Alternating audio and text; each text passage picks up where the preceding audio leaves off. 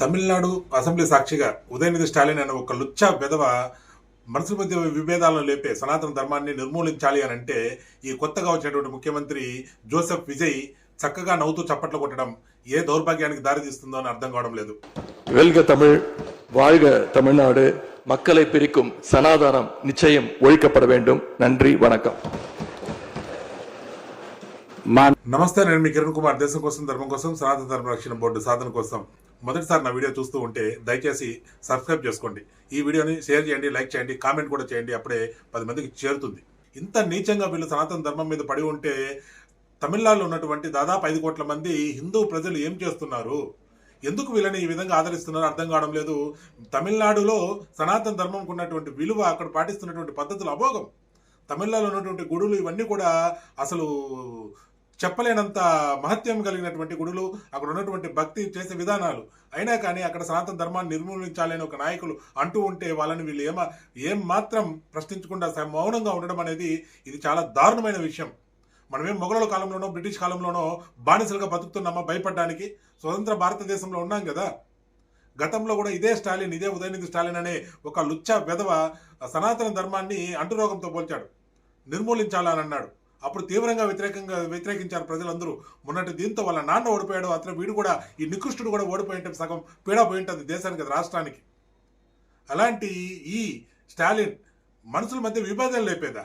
సనాతన ధర్మం పనికి మాలినోడా? ఒరేయ్ నికృష్టుడా, లుచ్చా వెధవా! సనాతన ధర్మం అంటే సర్వే జన సుఖినో భవంతు, ప్రతి జీవి కూడా సుఖంగా అందరూ బాగుండాలని కోరుకునేదిరా. నువ్వు పాటించే లుచ్చా సిద్ధాంతాల్లాగా అనుకుంటున్నావా?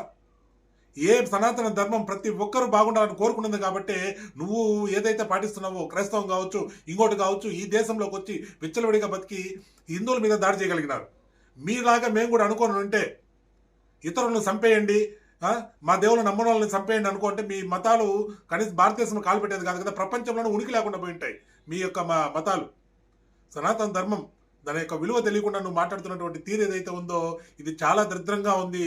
ఇది హర్షించదగ్గ విషయం కాదు. ఇది ఇప్పటికైనా హిందువులు మేలుకోవాలి, ఇప్పటికైనా హిందువులు ఆలోచించాలి ఏం జరుగుతుందా అని.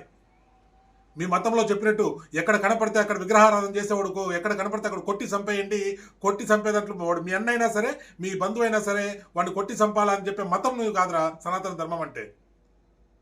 ఎవడైనా సరే శత్రువైనా దేహేనంటే ఆదరించి అన్నం పెట్టమని చెప్పే మతం మా సనాతన ధర్మం. మాలో ఉన్నటువంటి మంచితనాన్ని ఆసరాగా తీసుకొని మీరు పదే పదే చేస్తున్నటువంటి ఈ నికృష్టమైనటువంటి వ్యాఖ్యలకి అంతముందే రోజులు దగ్గరలోకి వచ్చాయి. మసైపోతారు, మీరు మాడి మసైపోతారు. సనాతన ధర్మంలో ఒక హిందువులు కానీ మేలుకోగలిగితే, మీ మీద తిరగబడాల్సిన పని లేదు. ఒక్కటి అవ్వగలిగితే చాలు, ఆ ఐక్యతకే మీరు సచ్చి ఊరుకుంటారు. పనికి మాలినోడా, సనాతన ధర్మం గురించి అంత ఇదిగా మాట్లాడతానో, నువ్వు నమ్మే ధర్మం ఏదైతే ఉందో, ఆ జోసెఫ్ విజయ్ ఏదైతే దేన్నైతే నమ్ముతున్నాడో అందులో ఉన్నటువంటి ఒక 4 చెప్తాను, ఆ 4 చదివి వినిపించు. అప్పుడు తెలుస్తుంది నీకు నీ ధర్మం ఏంటి, సనాతన ధర్మం ఏంటి అని. ఆదికాండం 19వ అధ్యాయంలో 30 నుంచి 38 వరకు చదువు.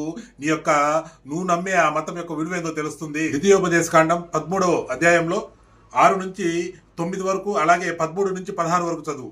అదే ద్వితీయోపదేశ కాండం 21లో 10 నుంచి 14 వరకు చదువు. ముఖ్యంగా ఈ సనాతన ధర్మాన్ని వ్యతిరేకించే స్త్రీలు చదవాల్సింది ముఖ్యమైనటువంటి పాయింట్ ఏంటంటే సంఖ్యాకాండము 31వ అధ్యాయంలో 17వ వచనం చదవండి.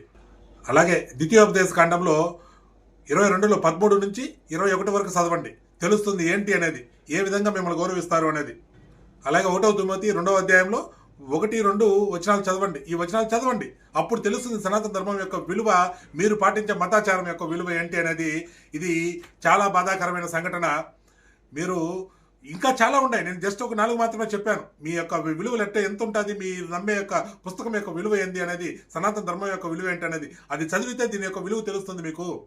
మీలాంటి నికృష్టులు ఇంకా ఈ సనాతన ధర్మాన్ని భారతదేశంలో ఉంటూ ఈ ధర్మం యొక్క భిక్షతో బతుకుతూ ఇదే ధర్మాన్ని నాశనం చేసి దేశాన్ని మతం మార్చాలనుకుంటున్నటువంటి మీలాంటి నికృష్ట వెధవులు నికృష్టమైన చావు చావాలని నేను ఆ 7 కొండల స్వామిని ప్రాధాయపడుతున్నా.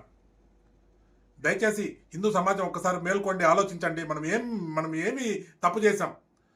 వీళ్ళు మన దేశంలోకి వచ్చి ఇక్కడ ఎంత స్వేచ్ఛగా బతుకుతూ మనల్ని ఇంకా అణగదొక్కాలి. మనకు స్వతంత్రం వచ్చినా కానీ మనకు ఆ స్వేచ్ఛను ఇవ్వకుండా వీళ్ళు ఇంకా పెత్తనం చేస్తూ ఈ విధంగా మనల్ని అవమానపరుస్తున్నారు అని అంటే ఒక్కసారి హిందువులంతా ఆలోచించాలని మిమ్మల్ని నేను ప్రాధాయపడుతున్నా. దయచేసి ఆలోచించండి.